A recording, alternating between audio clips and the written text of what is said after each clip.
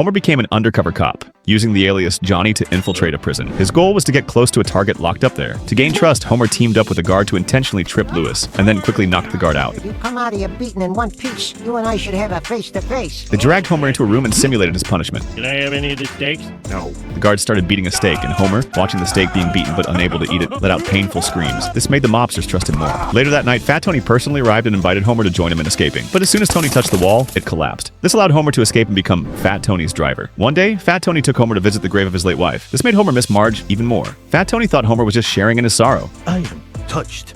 You and me, Mickey. But Fat Tony ordered him to burn down Moe's bar. Just as Homer was about to carry out the plan, Moe blew up his own bar. This made Fat Tony trust Homer completely. He secretly took Homer back to his base, cut Homer's hand, and let the blood drip on a photo, officially making Homer a member of the mob.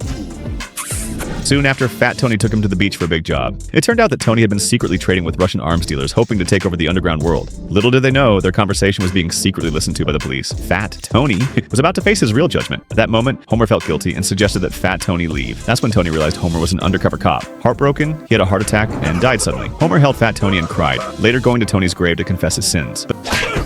Wake up, Homer. But then, it turned out that the man wasn't Fat Tony, it was his cousin, Fit Tony, who had come to avenge his cousin. Homer, in pain, begged Fit Tony to kill him, but Fit Tony decided to let Homer live. He would make him suffer with guilt every day. Later, Fit Tony took Fat Tony's place, using his cousin's memory to blend in. But living in constant fear was too much for him, and he began binge eating. Eventually, he really became Fat Tony.